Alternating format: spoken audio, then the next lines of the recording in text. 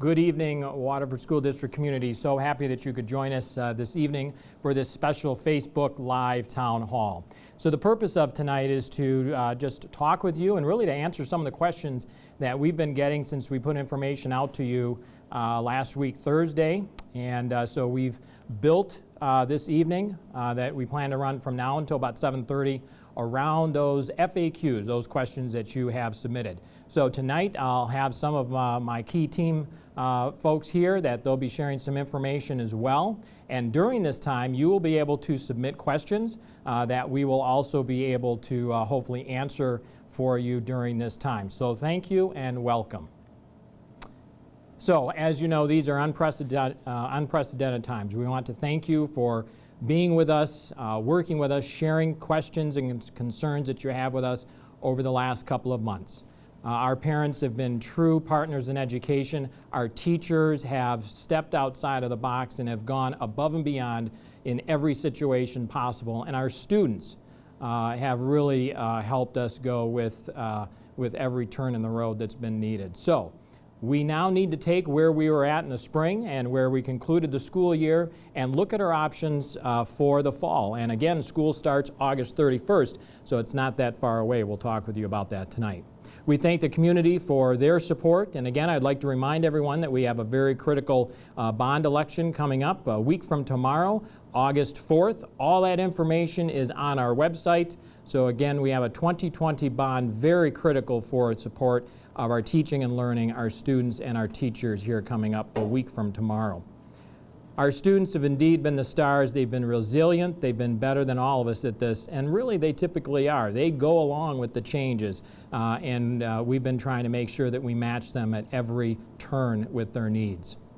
So we know again that there have been a lot of questions, and because this is an important decision that you're making for your kids in this time where COVID numbers are still not where we'd like to see them, we want to talk with you about those options and provide the opportunity to even answer questions live as we go through the program tonight.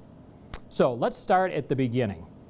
Our dedicated employees work together to determine what is best for our students. We've been working with the Governor's Return to School Roadmap that came out June 30th, but I want to let you know that we were doing some work before then. A couple of things that we did, very important. We surveyed our staff, we surveyed our parents, and got a lot. We had hundreds of responses back. And we also, the instructional team, did an internal assessment to see what went well during the spring and what we could do better and what were some of the things that we would like to improve upon.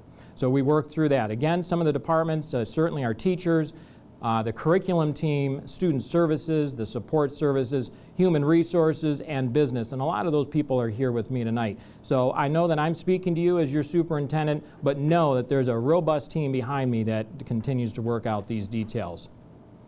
So one of the things I want to talk with you about is the reason for not looking at a hybrid plan. Some of that's been out there. That is something that we certainly did discuss, but here's what it comes to you, the thinking here from a parent, a grandparent of two newborns, and also someone who's been in education. We know that getting our kids back in school safely is their best way forward for success. So we need to do that safely, and that's really what the Governor's task force looked at, and that's what the road plan supports, and so that's what we're working towards. Now, if your student is concerned about coming back, if your family has some health concerns, then that's why we created the Waterford Virtual Academy, and we're going to talk about that tonight. So we have two options, but I wanted to address, why didn't you look at the hybrid? We know getting our kids back to school where we can support their social, emotional learning in both the face-to-face 5 days a week and the virtual is the way to go. So we want our students to be successful, so we thank your support in that. So I want to talk to you a little bit about creating the plans for in-person instruction for all the possible phases. I want to talk to you about, if you've heard the phases, we're following these phases from the Governor's plan that she introduced past this spring very closely. Now, right now, this region of the state, the region of the county, is in phase 4. Phase 4 simply means that we can come back to school face-to-face with strict guidelines, and we'll talk a little bit about that. Phase 1 through 3, if we were to go back one phase, that would mean online learning continues or would happen for every student every day. We'll talk about that tonight. Certainly we'd like to get into phase 5, where the governor thought we might be heading about a month ago, so we've been stalled out on that.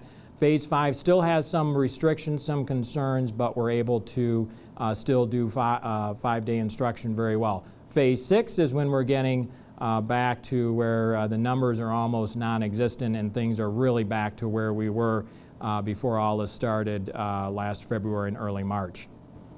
A big question, so we'll get into some of the questions now. If we go in person, is it a smooth transition to remote learning? And that answer is yes. So we've learned some things, we've prepared. I know that our instructional team is going to be doing some further training and getting teachers ready, but really our teachers did a remarkable job. We've learned from that, and we will be even better suited to make that transition if we have to do it at a day's notice. We will do that under a Google Classroom format, and that will help us with the transition. So face coverings, that's been a big topic, right? We all have our face coverings and we wear them here, and you probably all enjoy these as much as I do. But it's to keep people safe, and again, that's why we want to keep our staff safe, we want to keep our students safe. So we will be wearing those specifically from the governor's road plan back to school. Secondary students, face coverings must be worn by students and staff at all times throughout the day except when they're eating.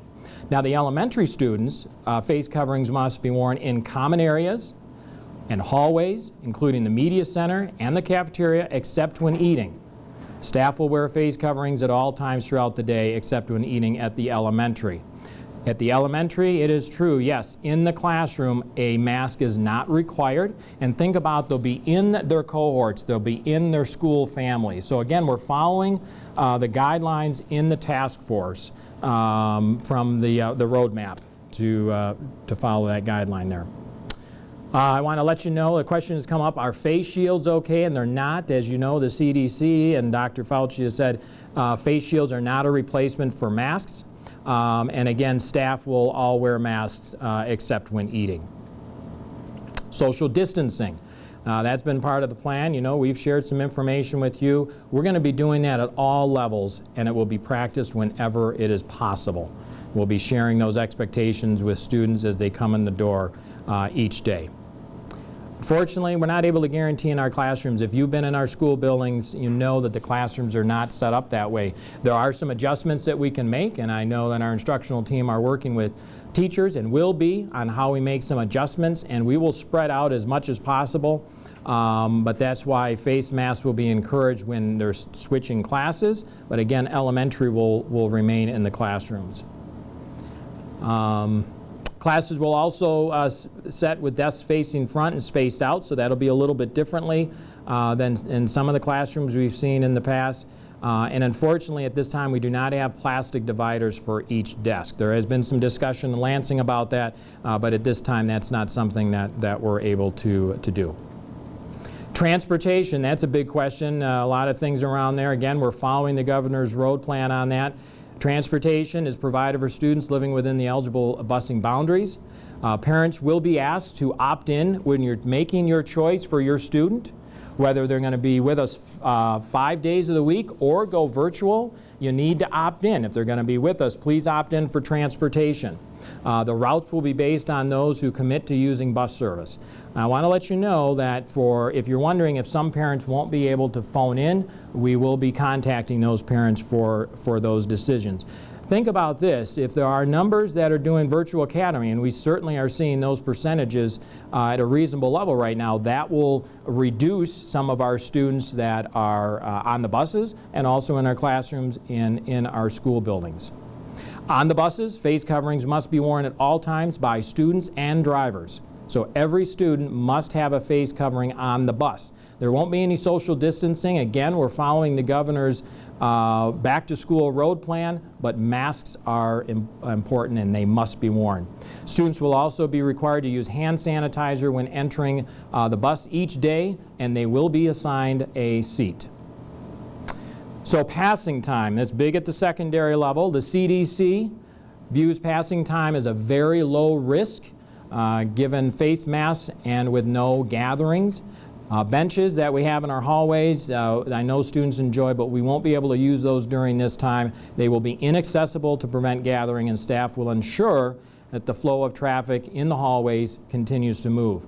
Students will be encouraged to keep materials in their backpacks with them to avoid locker stops whenever possible. So at this time, could lockers be used at the beginning of the end of the day? We're at the point where the answer is yes. We do know a lot of secondary students carry their things with them throughout the day anyway. So elementary, regarding passing time, students will remain in their classrooms. Encore teachers, those special teachers, will come to them for instruction, for activities, whatever that may be. And when students leave the classroom, they must wear a face covering. Parents are welcome to have their child wear a face covering in the classroom if they choose. That would be certainly your decision, and we would welcome and support that. Lunchtime will be a little bit different. The food service department is certainly still providing lunch. Elementary lunches will not be in the classroom, but will be modified. So for instance, fewer classrooms will be allowed at lunch, and classes will be completely separated with large spaces between them with seating assignments. Secondary lunchtime will be spread out so that there are more areas used for eating to lessen the number of students assigned to that area. We will be enforcing students wearing masks as they're getting their food and as they're getting ready to sit down. So again, the only time in that situation students shouldn't have masks on is when they're eating. So in case of a quarantine, teachers will have a Google Classroom created. So if we have to shut down, students will have access to the Google Classroom to get weekly assignments for completion at home. That is, if they have to be at home for quarantine, we will work with students in that situation as any illness that would keep students out for more than a couple of days. Again, in case of a shutdown, teachers will run the normal daily schedules using Google Classroom. I need to let you know, and if you'll share that with others, this is going to be a little bit different. It's going to be a little more rigorous. It's going to be a little more impactful, and it's going to be a deliberate look at teaching and learning more than we did in the spring. That's an expectation coming from the governor. That is our expectation, and that is how we are planning this out. So we would encourage you to encourage students, do not choose the virtual academy thinking things will be like it was in the spring, because that will not be the case. The curriculum benchmarks for content courses will be followed in either setting, whether we're shut down or continuing on. Students will be expected to log on daily if we shut down, and with their own advice or one that is loaned by the district. Work will be assessed and grades will be assigned. Very important. Work is going to be assessed and grades will be assigned. So let's talk a little bit about if there's a confirmed case in the school. If there is a confirmed COVID-19 case in a school building, the district will follow the CDC guidelines and take these steps. We will dismiss the students and most staff for 2 to 5 days to assess the risk. We will collaborate with the Oakland County Health Division to determine appropriate next steps. Who needs to stay out longer based on the exposure? So we will work with them and make those decisions. We will determine the duration of school closure on a case-by-case basis using the most up-to-date COVID-19 information. We will cancel all school-related activities during the closure. The continuity of teaching and learning will be maintained remotely during building closures, so school will continue. And of course, we will, as we do, we'll be doing every day and multiple times throughout the day, but during these closures especially, we will be thoroughly cleaning and disinfecting buildings. Other questions that we've received about in-person instruction. Frequently asked questions are answered. Yes, to this one, there will be childcare. Okay, I want to say again, childcare will be up and running for the beginning of the school. More information will be made available in the coming weeks on that. Yes, teachers and staff will be screened with a daily questionnaire.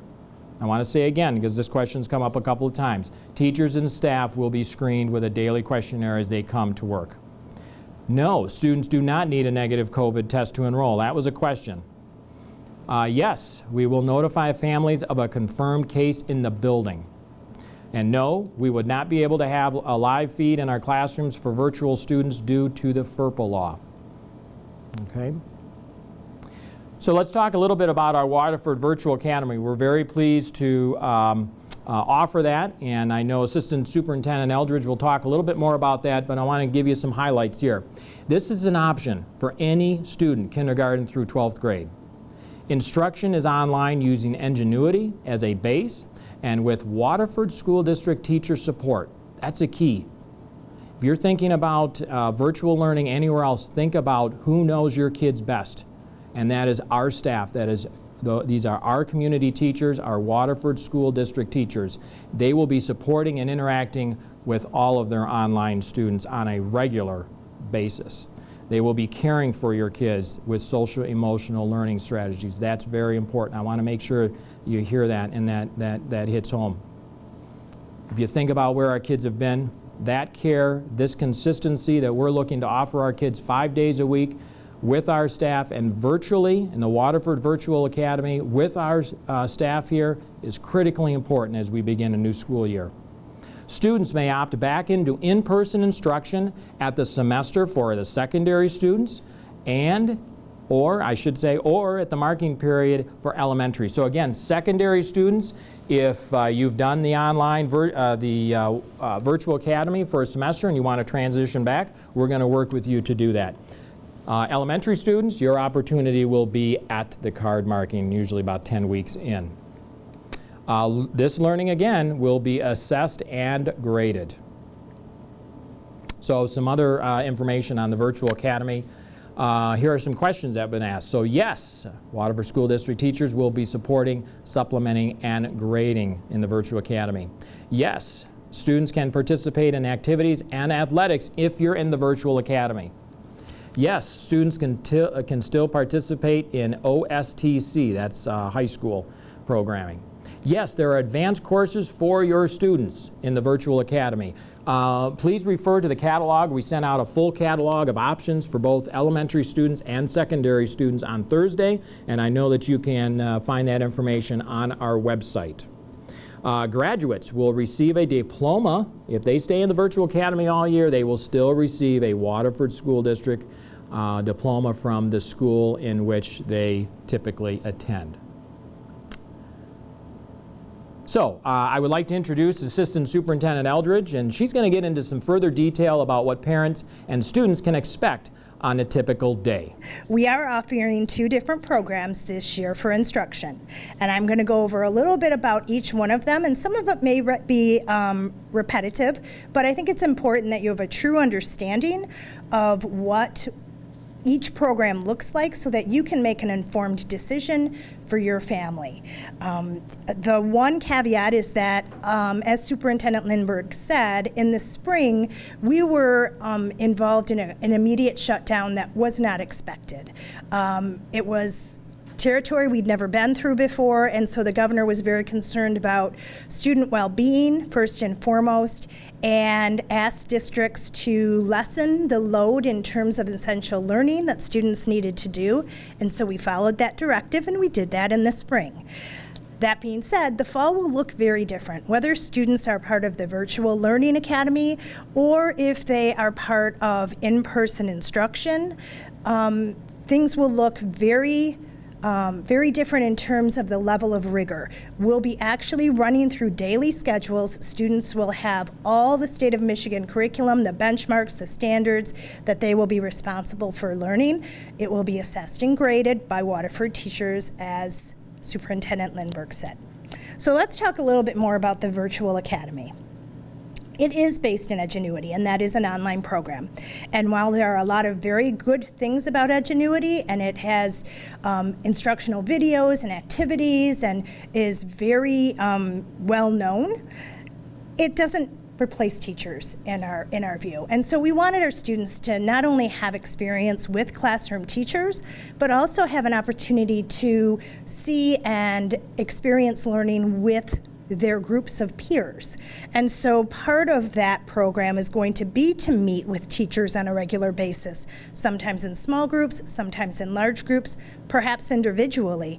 But to have that camaraderie and the instruction by a person who knows them and develops a relationship with them, that was very important to us, especially given the circumstances of the times.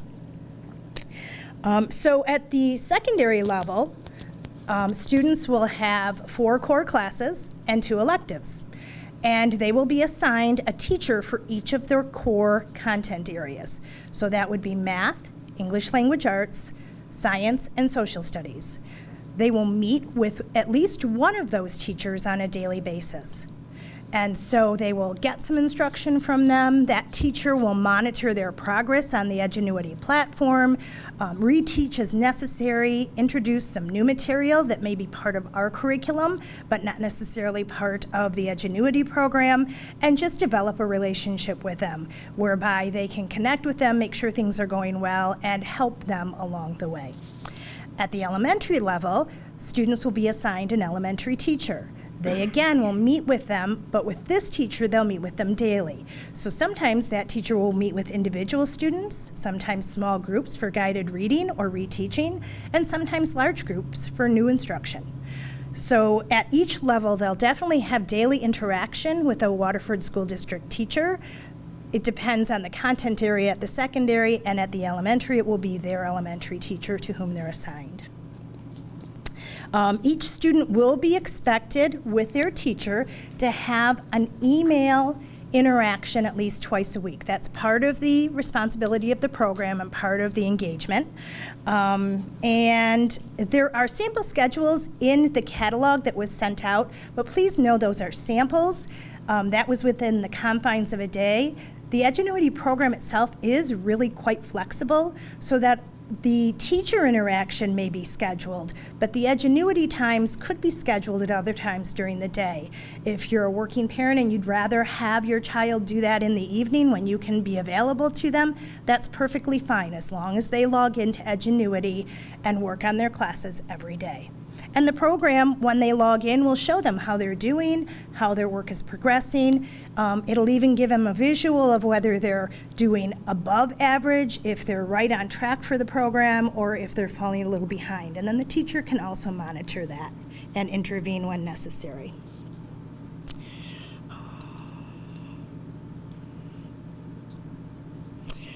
As Superintendent Lindberg said, if you start the Waterford Virtual Academy and you choose to go back to face-to-face instruction, we would love to have your student rejoin their classmates, but that would have to be done at the elementary at the marking period, at the secondary at the semester. So, and we will be providing in both of our options a very robust and strong social emotional learning program. Social workers will be involved with students, whether they are in the online program or whether they are in person. So let's switch to the in-person instruction program. Students will return to school full-time. They'll maintain a regular schedule, and they'll have the support daily of their teachers. They will participate in encore programs, but the encore teachers will come to the classroom, so they won't be moving to another classroom for those, with the exception of the computer lab / media center, and obviously lunch and recess. Beginning the first day, teachers are going to reintroduce Google Classroom to their students. We have a team already working on some templates for how they will look district-wide, so students will be familiar and we won't have different templates for different teachers. And the reason they'll start that immediately and begin using it is because if we move to shutdown mode again, which of course we're all hoping doesn't happen, but we know it's a possibility. So if we do move to that, they will have the ability to begin instruction immediately. And what we're calling that is remote instruction, to kind of distinguish between the online academy and if we're in school and then we shut down, we would go to remote learning. And teachers will run their full schedule throughout the course of the day. So students would be expected in that case to be in class throughout the course of the day as though they were in school. So that would be an expectation for them. A lot of people have asked about music classes. That's obviously a very big one. Our music teachers are currently working on a plan to be creative and how can we still have music classes and move forward with that, and they are working on that as we speak. So as soon as that is set, we are hoping to release that this week. But they've been really creative and come up with some great ideas. So I'm looking forward to meeting with them later this week and talking through those and seeing what we can implement. I know that the question has come up for the virtual academy as well. Although we don't have an answer to that right now, we're trying to explore some options to see what might work out. We can't make any guarantees at this moment, but know that we are working on looking at that option as well. The one thing that will be true of any music program, just because of the large gatherings for now, we know that we won't be having any in-person performances for the first semester. We will reassess that for the second semester. But again, the music teachers are already being creative in how they can do performances online. So more information to come on that. And I believe that is all I have for now. Thank you very much, Lisa. So just a couple things as our Director of Technology takes his seat. I know many of you have asked about devices, and the board has approved, and we've also had some additional dollars come from the CARES funding to purchase additional devices for those students who are in need. We will be able to loan those devices to them. So with this, I'd like to have Mr. Darren Holly talk a little bit about our technology and those opportunities for devices. All right, thank you. All right, as a result of the shutdown in the spring, we issued one device per household for families that indicated a need. And the purpose of the one device per household was really to stay connected with teachers and their classmates during that time. So students were loaned a laptop, and the ones that were loaned a laptop will continue to use those and keep them during this time of uncertainty. As Ms. Eldridge and Mr. Lindberg spoke about the fall being more vigorous, it really will require the use of an individual device. So students that were able to share a device at home before to stay connected to a classroom, it's going to be a little bit more difficult to do that with the uptick in the rigor of those classrooms.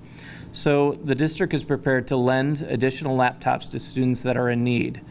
Additional numbers will be determined by the results of the Parent Educational Choice Survey that's located on our district website. I know it's spoken about a couple times, but please go to the website, fill out your choice. You can get information on any of the things that are being discussed tonight, but it also gives us that information to tell you not only your educational choice, but your device needs in your family. Fill one out for each one of your students so that we know how to plan for those devices. Please only ask for what you need.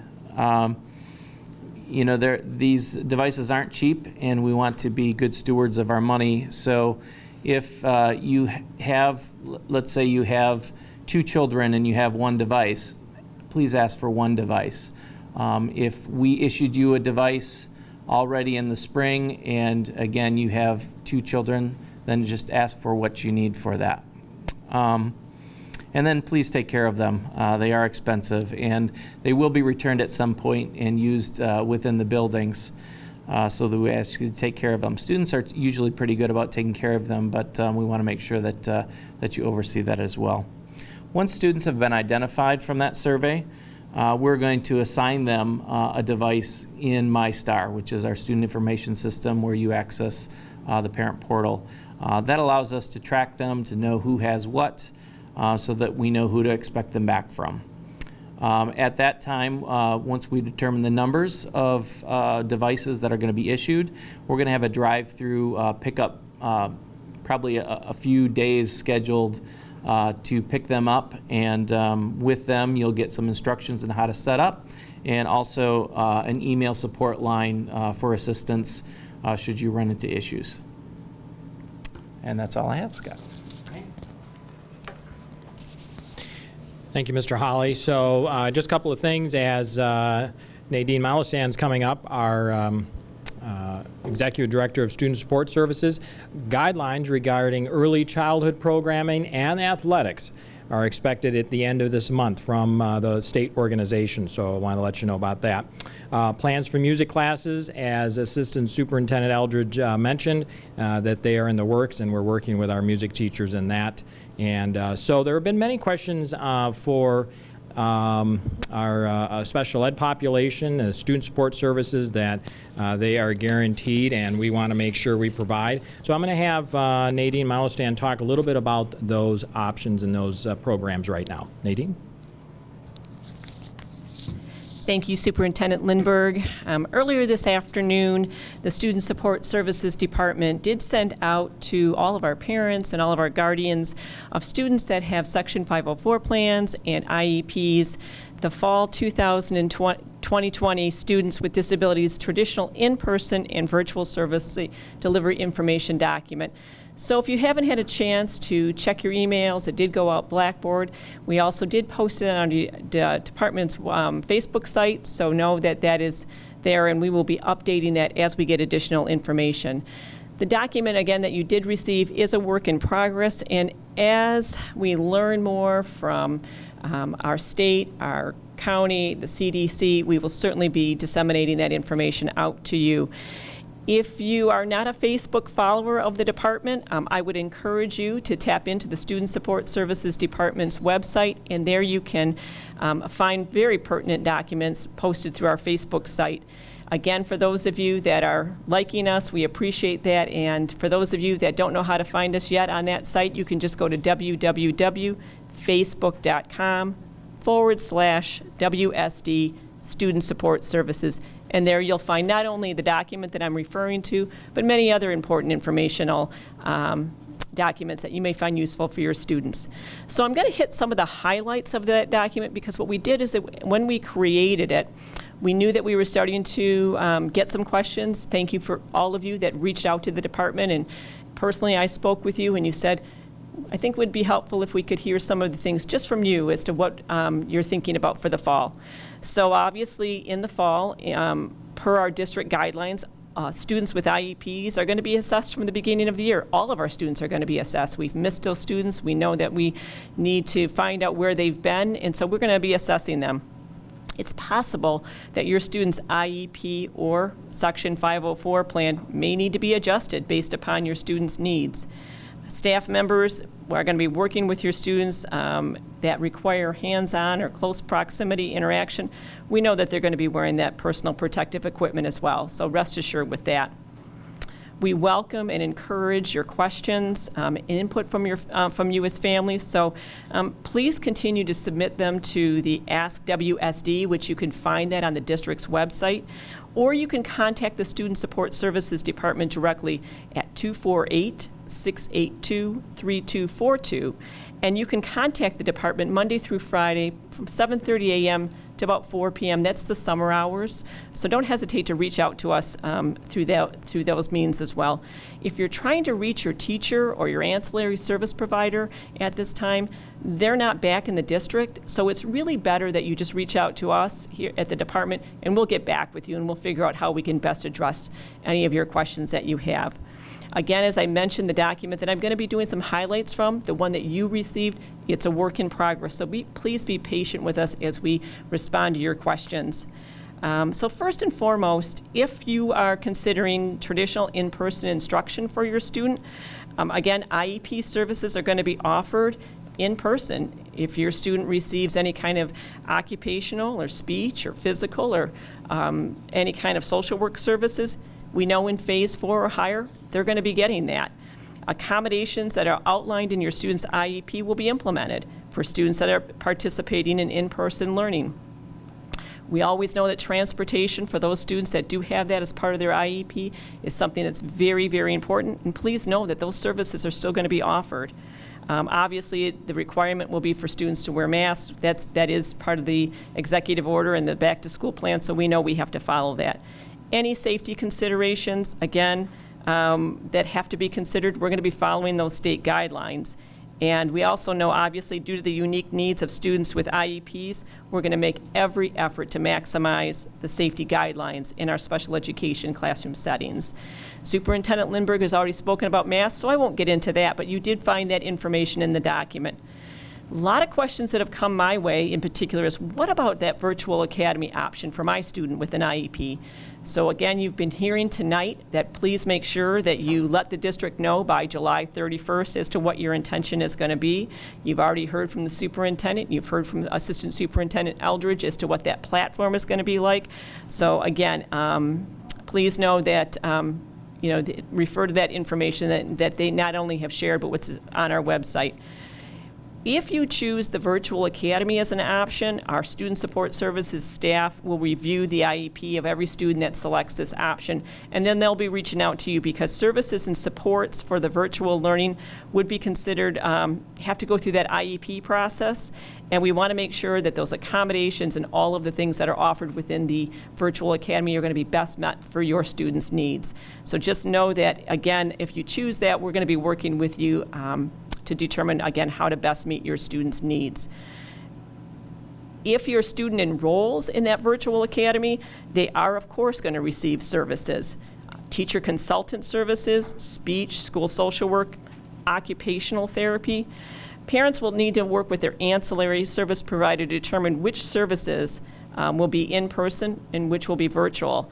Physical therapy services, though, that's going to be something that we're going to have some more conversations over with you, because we know that that's extremely difficult to provide that in a virtual format. Based upon the enrollment of special education service providers will be assigned. So please note that the service provider assigned may not be the same service provider from your home school. What about IEP meetings? If my student is in that virtual academy, how are you going to handle IEP meetings? And again, those are going to take place. And they'll take place virtually, they'll take place over the phone, and of course, if they need to take place in person, we're going to follow those social distancing guidelines. In terms of those students that have a Section 504 plan, if they choose to enroll in the virtual academy, again, their accommodations are going to be followed just as they have been mapped out in their Section 504 plan, and we'll be working with you as parents as to how to best provide those. Section 504 team meetings, again, will be held either remotely, virtually, phone, or in person, following those social distance guidelines. Some questions that we've also received is that, what about our Life Track students, our students that are in our post-secondary program? So we know as the new school year approaches, we're planning for safe and meaningful school year for our students. Parents and guardians of our Life Track students, you should have received a survey today. If it didn't get it today, you'll be getting it in the next day or so. So please know that that's going to be coming your way, and that is for us to help plan for your student as we get ready for schooling to start. Our Life Track staff are going to be working with you to continually address the individual needs of your student, as well as your accommodation and any kind of services that they are getting.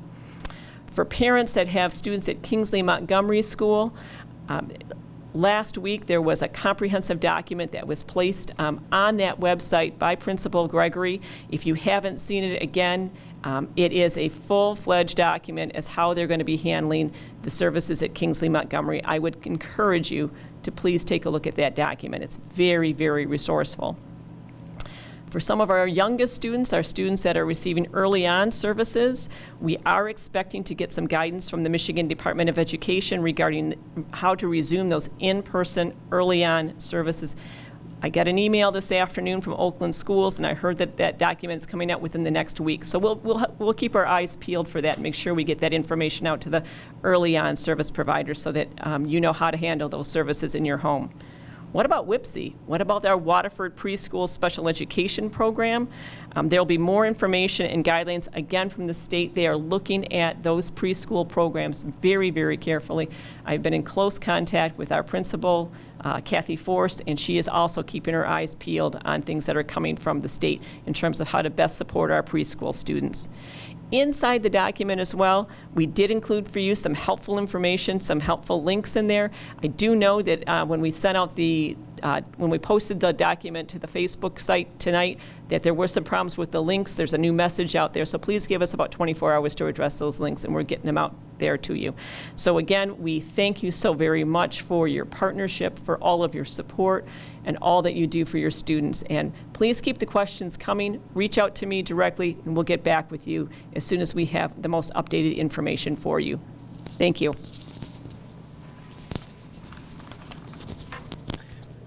Thank you, Nadine, so much. So we've got some questions here. Make sure the mic's on. Everyone can hear me.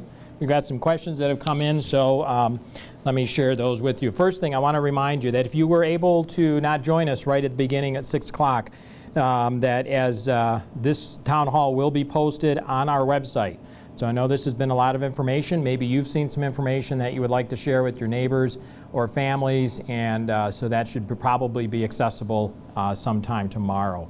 So let me share a couple of questions that have come in. The question again on the face mask versus face shield. So it is a face mask that is required.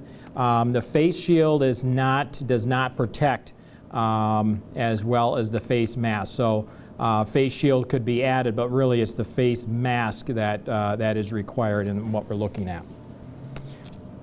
So these will be some random questions, but I want to make sure that they get answered. Unfortunately, Ingenuity does not offer Spanish in the elementary, but what I do want to share with you are there's a robust amount of elective, or what we would call at the elementary the encore, the specials. There are many other opportunities. So for one of them that caught my eye as a parent is coding. There are many others that the student could choose since Spanish at the elementary on the Waterford Virtual Academy is not offered. Okay. We'd like to remind you there was a question about answering for each child when you are, as we asked you last Thursday in our communication to you, is to really make a decision by next Friday. It's important that you do that for each individual child. Each individual student. So the choice again is if you're opting for face-to-face 5 days a week or the Waterford Virtual Academy. And again, I want to remind you, if you're a transportation family, if your student needs transportation, you need to opt in for that. So we're asking you to also note that for each of your students.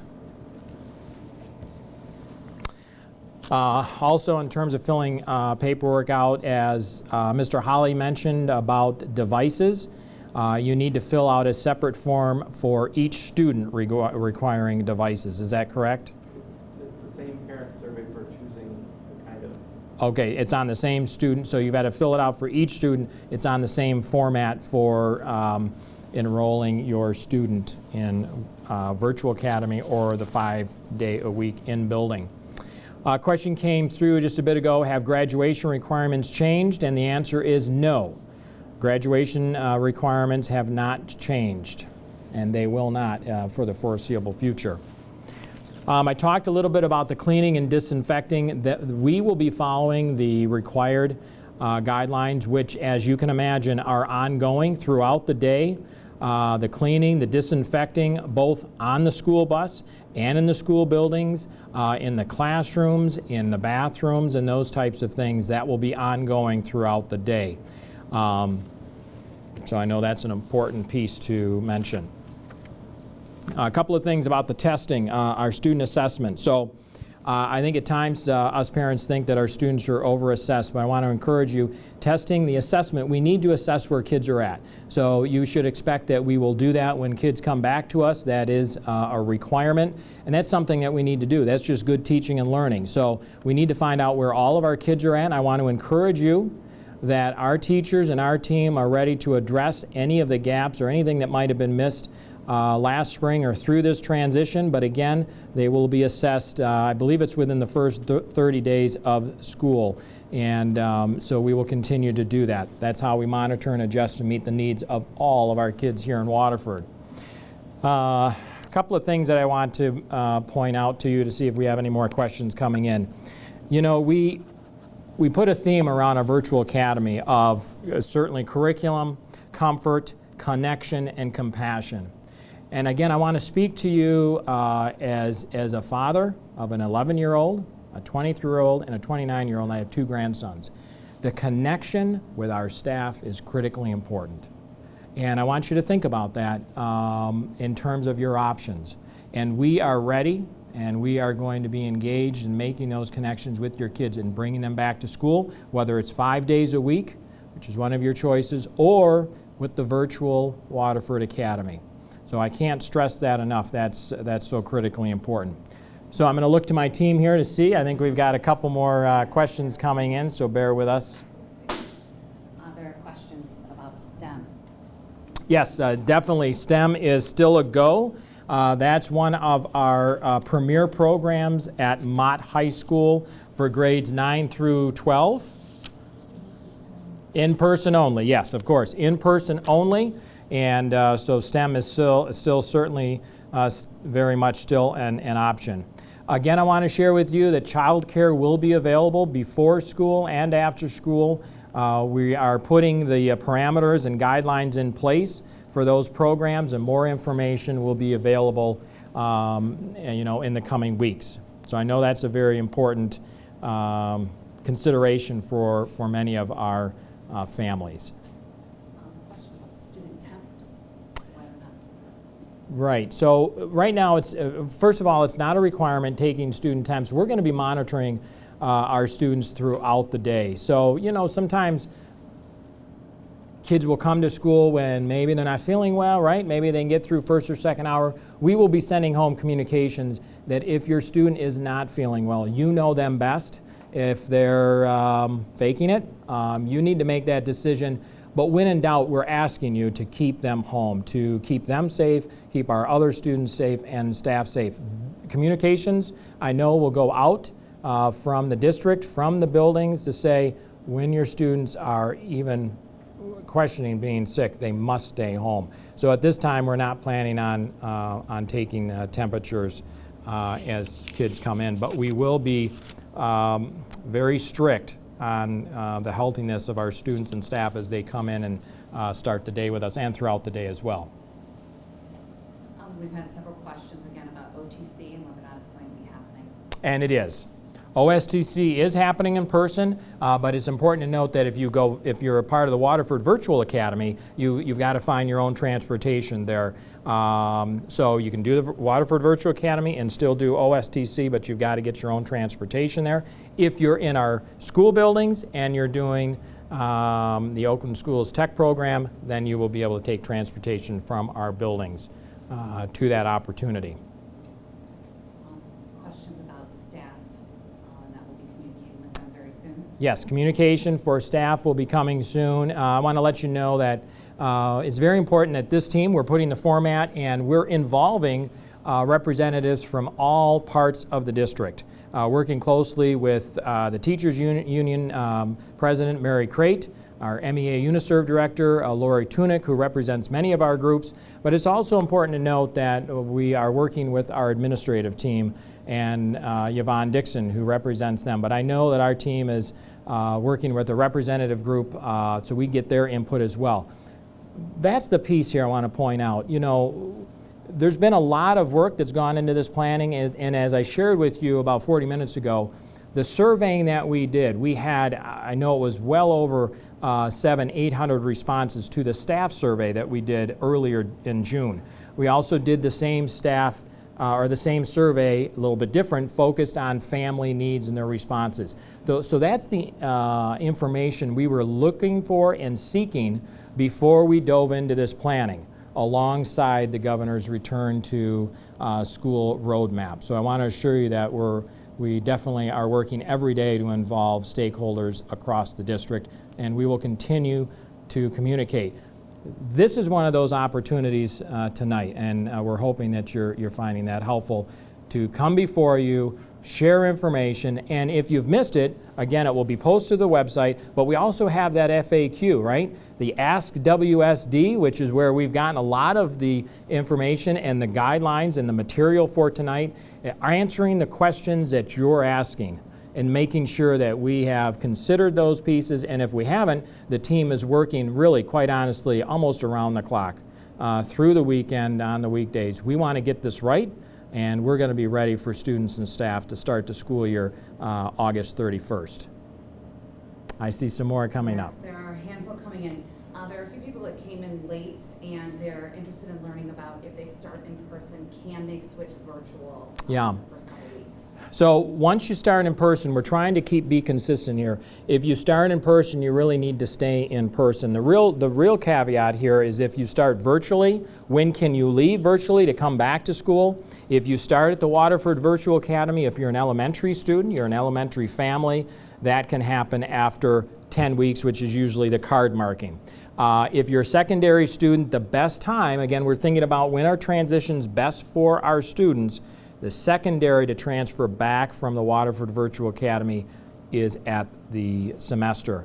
If you start in person, it is best to remain in person. So we want to let you know that. You may want to make a decision based on that, but starting in person, it's best to be that way. Again, we're starting, when we start the school year, we always take time to develop those relationships and those routines and that comfort level.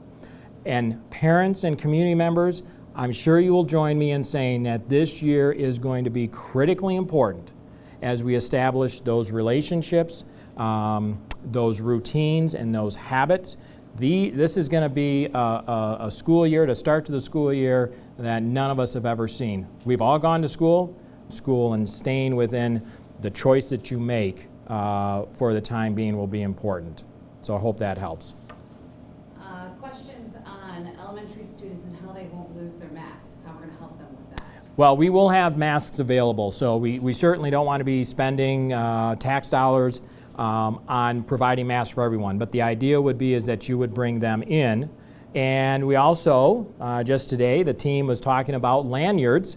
So we're going to be investing in lanyards that will help our elementary kiddos, especially the young ones, that will be able to clasp on, to tie on to their masks, and it'll be right with them. So if they're going to get up and use the restroom, then they've got it right there and they put it on. And so I think that's something that's good to offer. Again, that's just something that we're working on today, but I think that's a real student-friendly, elementary student-friendly option we'll have.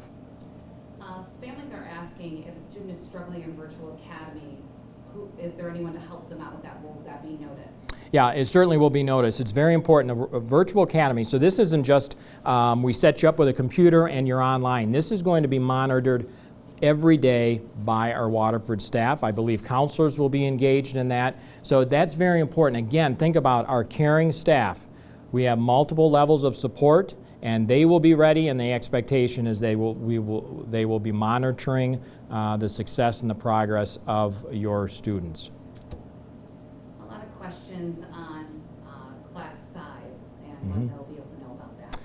Well, so that's one of the reasons. So think about why this is such an important decision for families, but that's why we've had to put a deadline of really we're looking at next Friday. And what we will be doing from that is looking at our numbers. So we know where the percentages are right now, and I won't share them because they're going to change within 24, 48 hours.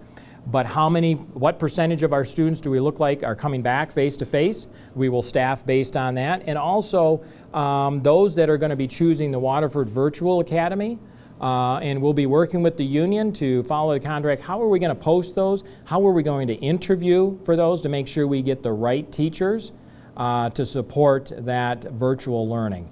So those are pieces that are happening, and this is part of the process. So I know it's only late July, but we have to get some of the information back from you that we've asked you in terms of the information we sent out last Thursday to make that choice between the 5-day in-person or the Waterford Virtual Academy. Once we have those numbers, then we'll be able to start moving on to the next steps. Think about this too, and as your superintendent and your leadership team here, we've been thinking when, we're going to have some students in the virtual academy. We know that will take students off the bus, and it will also take some of the students out of our buildings. How all that plays out in the math, we'll have to see. But it's good that we've got both of those options. Question still about early childhood. Mm-hmm. So we're waiting for some guidelines, I think, from the state, but right now we've been told late this week or early into next week. So as soon as we get that information, we're getting that out to you. I want to encourage you to encourage your neighbors and anyone that can't watch in, our website, is just rich full of information, and we're updating that all the time. So certainly you can give us a call here at the school district and before the buildings open, but be watching the website, and I would expect that we would be putting some information out, email and social media when that information comes through. Still wondering about recess and gym. Yeah, so recess and gym, kids need to play, kids need to be active, so we're going to be working around the safe guidelines. For example, so out at recess we may not have as many classes out at the same time. We'll do what we can do to social distance and think about, we're trying to keep our cohorts together. Our second grade classrooms, our third grade classrooms are each one, and so that will be developed at the building level, and so that's recess. The gym, the same thing. I think we're working through seeing how we're going to do that encore. So that's still to come. Those are some details we're working out. But trust that we know that kids need to be able to get some of that energy out and some of that fresh air. We'll be working to that end to see what we can do safely for all kids. Questions about the virtual academy, and if someone signs up for that, if that takes money away from the school district? No, it does not. I'm glad you're asking that. So the virtual academy does not take money away from the school district. There is a little bit of a cost for the programming, but that's something that certainly we will cover. We want to offer this opportunity, and really the full funding is still there coming from Lansing for the Waterford Virtual Academy. So that's still a very good supportive option to support the Waterford School District as a whole, as well as our students. Be helpful if we went back and talked about some of the things in the beginning for people who weren't here. Mm-hmm. Face masks, Sure. What happens if there is a quarantine or a case in the building. Mm-hmm. I think that would be helpful for our group. Sure. Well, let's talk about, let me go to some of my notes here. Let's go to, first of all, I want to make sure we know about the phases, right? I mean, we're in this every day, but the governor has set up 6 phases in the state of Michigan. 1, 2, 3 are not the good phases. They're not the good ones. 4, 5, and 6. This area now is currently in phase 4. Phase 4, we can resume face-to-face instruction with strict guidelines. Phase 5 and 6, they lessen. 6 is where we want to be, and we're probably a ways from that. But that's where we get the guidelines in terms of when we're using masks and when we're not using masks. So let's talk about how about the face coverings, okay?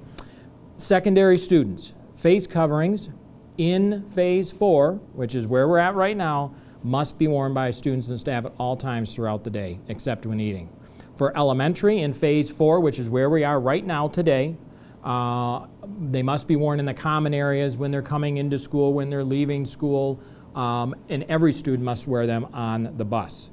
And so whenever they're going to be close to other kids, and it's sometimes challenging to keep that social distancing, that's when the mask must be worn. Think about when you go out to any event. I was out with my daughter on Saturday. I'm glad we had our face mask. We had eaten somewhere outside, no problem. We went to an event. There were people, it was hard to social distance. We put the masks on. Same things in the school. And this again is phase 4. One of the things that I'll point out, if you turn to it, we sent you out a pretty good graph, safety protocols by each phase. I think this is on our website still, Kelly. So if they want to take a look at that, it kind of details what does each phase mean. And certainly when you get to phase 5, we can ease up on some of those guidelines, and phase 6 is a good place to be, where we can drop some of these face mask coverings. And there was something else, Kelly. Face coverings, also just overall the process of the what ifs. What if the kids that are in person have to go home? Yes, okay. Along those lines. All right. Let me get, so I want to go through this, and again, it's good to hear this a couple times. If there is a confirmed COVID-19 case in a school building, the district will follow the CDC guidelines and take the following steps, okay? We're going to dismiss students and most staff for 2 to 5 days to assess the risk. Okay, that is where the student was, where were they at risk, and so forth. We're going to collaborate with the Oakland County Health Division to determine appropriate steps. Who needs to stay out longer based on the exposure? We will determine the duration of the school closure on a case-by-case basis using the most up-to-date COVID-19 information. All school-related activities will be, shut down during the closure. But know this, that we'll be ready to switch right over to remote learning with our teachers and our students.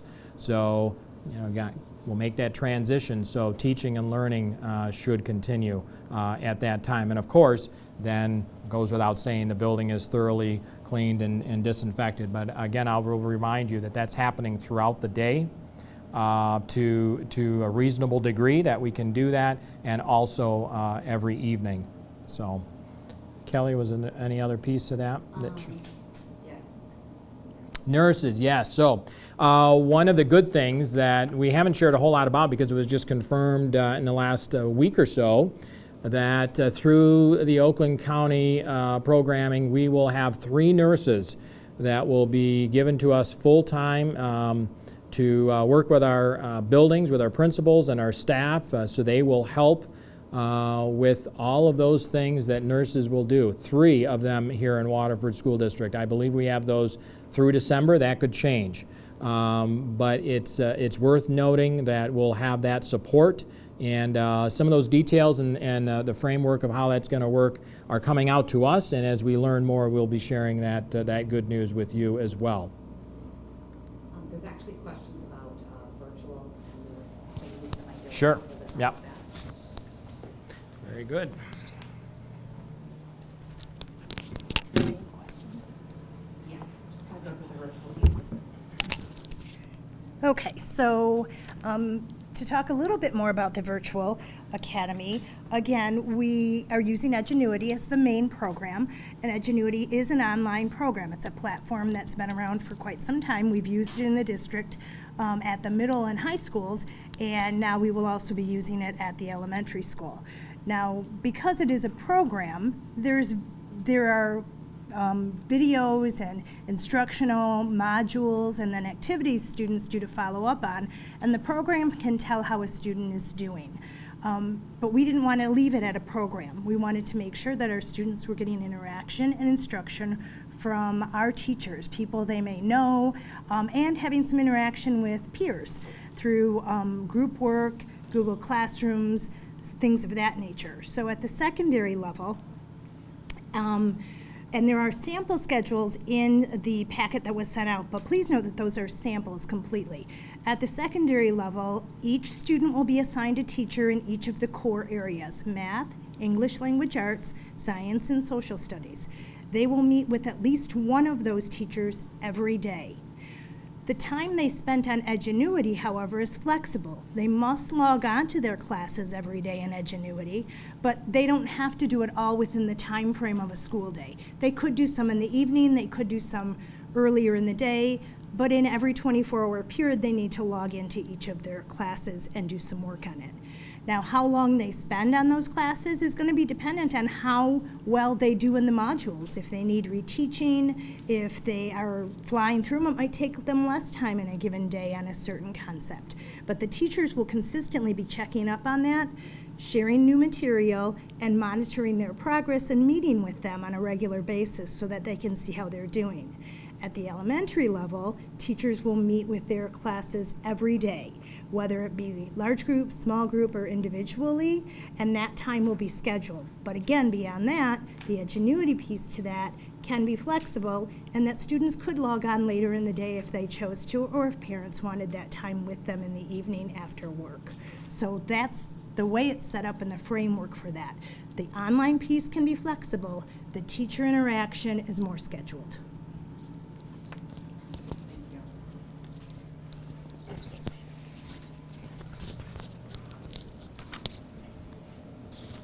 One of the things I did want to note, and I might have missed, the nurses that we're getting, the 3 nurses are provided by the Oakland County Health Division.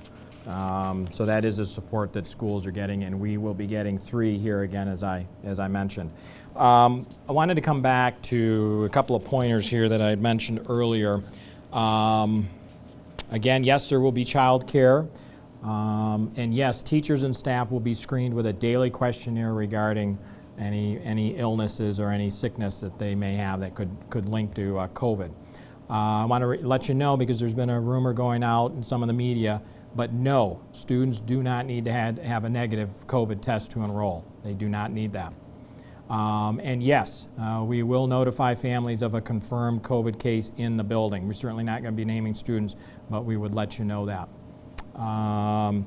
Regarding some of the phases, I want to encourage you that phase 5, so we're in phase 4, and what maybe 5-6 weeks ago, the governor was hoping this area would move to phase 5. And phase 5 means we don't have to have the masks on in the classrooms. So again, phase 4 to phase 5, there's some changes. You still have to have them on transportation. But I would encourage all of us to do our part to prevent the spread and to look at mitigation efforts. It will make a difference. And you know, it's again, we want to bring everyone back safely in the most healthy way possible. Questions again on whether we'll be providing laptops or connectivity? Yeah, so the laptops, when you fill out your choice of 5-day in person or the virtual academy, you fill out the information on if you would like to be considered for device distribution that will be loaned to you, and there's a process that goes through that. Our technology department, Director Darren Holly will look through that. So I want to say it's just not provided. We're trying to meet the needs. We quite honestly are trying to close some of the digital divide. So there's not there is a limit to what we can do, but so far we've been able to meet the need. If you have any questions about that, you could call our technology department, but the information's on that form. Is that right, Darren? So they can see all of that. It's on that where they're making their choice for 5-day or virtual academy. Okay. Questions about visitors and the buildings? Right, visitors and buildings. So here's key. There will be no visitors allowed in phase 4 or phase 5. So that's again to protect our kids, our students, once they get into the building. And of course, as you can imagine, another question that might be on some of your minds, the field trips will not happen. So we know, right, school is going to be different.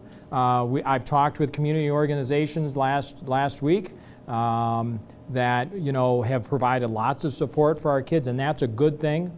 But unfortunately, we're going to have to put a pause on some of that, some of the things that we've been used to doing in order to get our kids safely back into our classrooms and our buildings and keep the risk down. So again, there'll be no visitors allowed into our buildings at phase 4 and phase 5. If you need to come up to the building, you'll need to call in, and they may talk with you in the vestibule if you need to drop something off. Those processes will be looked at, but it will be different, unfortunately, but for the health of our students and the keeping our schools open for the time being. Orientations, meet and greet? Yep. Yes, orientation, meet and greet, all of those things will be done virtually. Again, that is a change. It's a little bit of a disappointment as a parent like myself. I like to get into the school buildings. I like to meet my kids' teachers. I like to get into the classrooms, but that will be done a little bit differently, and I know the principals will be working with their teachers on what that will look like. But again, we won't be able to hold that as we've done in the past. Yes, so lunch, a question coming up about lunch. Yes, lunch will be provided and breakfast will continue to be provided. That will look a little bit different. Lunches are going to look a little bit different, but rest assured breakfast and lunch will still be provided for our students in our buildings. Also questions about junior kindergarten in the virtual sense? Yes, junior kindergarten is available for the Waterford Academy.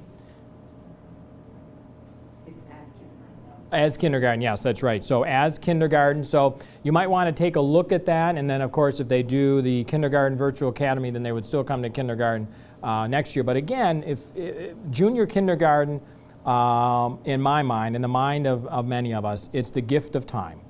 So it's the gift of time to be able to learn and be able to transition. So so think about that. Again, if you have any questions about that, please give us a call. But yes, junior kindergarten is part of the virtual, our virtual academy option.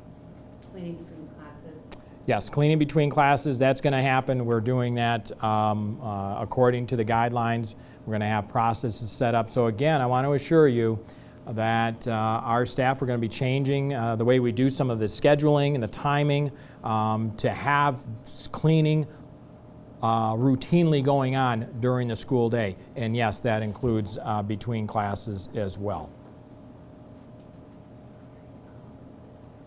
An overview of where they can go to find the information. Yeah, an overview. So very important. Go right to our website. The information's there.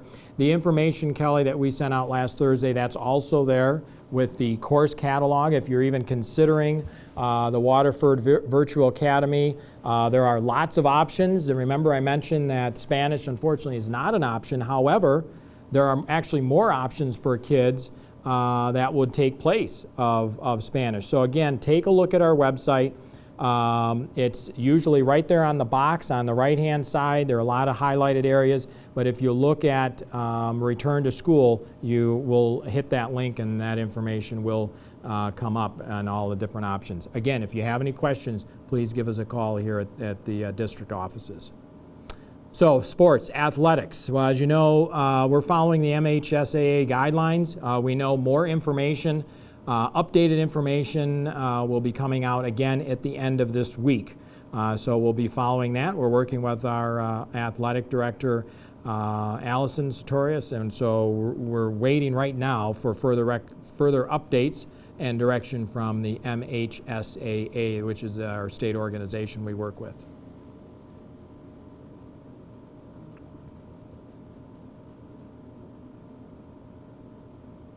Really, there's questions still about if we could remind everyone Spanish at the elementary level. Yes. Well, why we're not doing it. Yeah, so it's just, it's not one of the options, so, and that is unfortunate.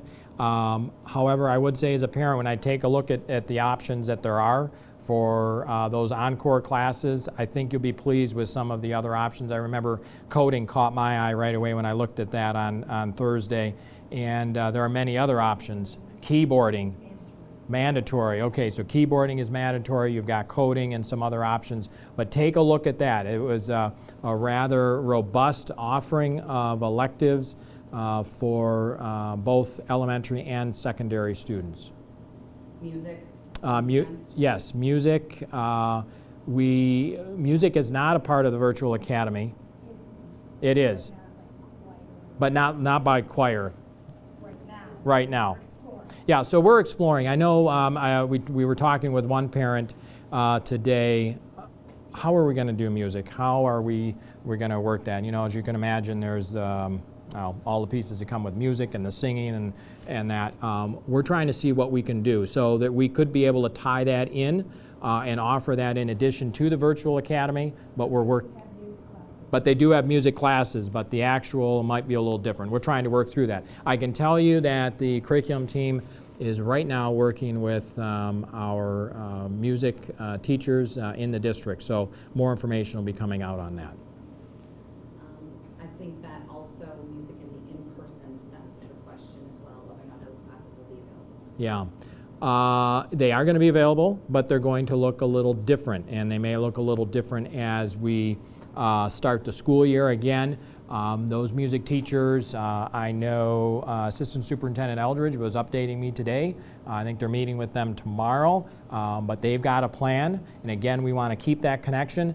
Here in Waterford, as you know, if you are an arts family, that's very, very important to us. We want to continue that tradition of supporting the arts and certainly the music, both vocal and instrument. We're going to do that. It may just look a little bit different as we start the school year, but we're working with our teachers on the best way forward on that regard currently. Overview of transportation. Yeah, so an overview of transportation. Now, the first thing is when you're making your choice for students to come 5 days a week or to virtual academy, obviously if it's a virtual academy, you're going to opt out of transportation. If you're 5 days a week, you need to opt in. But the thing to remember here is anyone who's getting on that bus will have to have a face mask. That is required by the governor's return to school plan. And just want to look here. In fact, it's required in phase 4 and phase 5. So if you're a transportation student, that's going to be for the time being that you'll need to have a mask on. Because we can't social distance on the bus. So certainly anytime you can't social distance, you have to have a mask on, and that's one of those places. Again, we're following the governor's roadmap on that. The other piece that we have is that you can, when you get on the bus, we will have hand sanitizer, and every student getting on the bus will be expected to get that. So that's an addition and another precaution. If you could also repeat the question, will there be enforcement making sure that will teachers be making sure students are wearing masks? Yeah, sure. That's going to be a team effort. And again, that's where parents, you can help, and we're going to enforce. We've got to keep our schools open. We've got to keep the services provided for our students, and in order to do that, we got to keep the COVID-19 out of our buildings. We need to keep our students safe. So in doing that, it will be an expectation. We're going to work together and make sure that when you're in the buildings, when you're moving about, you've got to have your masks on. Secondary, 6 through 12, you have to have them on all day long except when you are eating lunch. And I know that is difficult, and I know that's not something we want to do. But it's so important, as I know you will agree with me and the rest of the team here, we need to work with what we've been given, and we've got to get our students back into school. Now, if a mask is a huge detriment, if there are health issues, you need to let us know about that health issue. But certainly if that's not something that you want to do, that's why it was important for us to have the other option of the Waterford Virtual Academy. So that's certainly something that you can consider as a family. Questions about advanced virtual Yes. classes? Advanced classes, advanced placement classes are available on the virtual platform. Our virtual academy will offer those advanced placement classes indeed. So again, take a look at that catalog. That's on our website, and all of that should be there for you to choose those options. But yes, advanced placement is available. Special education, IEPs? Yes, special education IEP and that information. So Nadine put that information together, and we put that out. How did that go out? Did that go out to all the families? To students, the families that have students with IEPs and Section 504. Very good. So Nadine again reminded me that IEP information went out to all of the students that have IEPs and 504s. So they should look for that. It was probably an email. And it was posted on our department's Facebook as well. Okay. And if somebody didn't get that, we'd be happy to make sure that they do, so just contact our department. We'll get it Sure. to them. Yeah, so Nadine is sharing. If for some reason you did not get that this afternoon, then contact the Special Services, the Student Support Services Department, and they'll get that to you. She also says and reminds me that it's posted on the Facebook. So those students with IEPs and 504s, information was posted today. Again, we were getting some questions on that, and the team got right on that and made that information available. So yes, we will be supporting all of our staff, and without them, we can't proceed. We can't open our buildings, and we so appreciate all the work that they've done at every level to work with us through this time. Our custodial, our secretaries, our support staff, our teachers. Our teachers, as you know, and I shared with you through multiple communications last spring, all the good work that they did to make accommodations, to reach out. You know, our theme in the spring, and it will continue, was compassion over compliance. I don't want to mistake that we're not about rigor and achievement. We are, but we know we have to make those connections, and I know that the staff did that through talking with parents and students and also teachers themselves. So we'll continue to work with our just our amazing staff going forward. We can't do it without them. So again, I want to share with you all the information that we're talking about, including this Facebook Live Town Hall. This will be posted probably that we've developed is on our website. A lot of the questions we have, really a lot of information we've shared with you tonight has been driven right from the questions you have asked. So going back to Friday afternoon, we saw the questions coming in, and we thought that this was a little different, but this would be a good way to offer an opportunity to get in front of our parents and community, to have a discussion and kind of a face-to-face with you. But all of this information, these questions are listed on our website under the FAQ, the frequently asked questions. Talking about where families need to go their surveys? Yeah, so fill out the survey is on the website. Yeah, it's all on the website, and the survey is where they're making their choice for the school. Yes, the parent selection. Yeah, and so again, that's all on the website. It's probably labeled, I'm not sure, right? Yep. It is labeled for each child. Again, we're getting a question, and asks not just for a family, but you have to make a choice for each one of your students. So you have to fill that out, and that will help us work towards making the appropriate staffing decisions. Once again, face mask versus shield.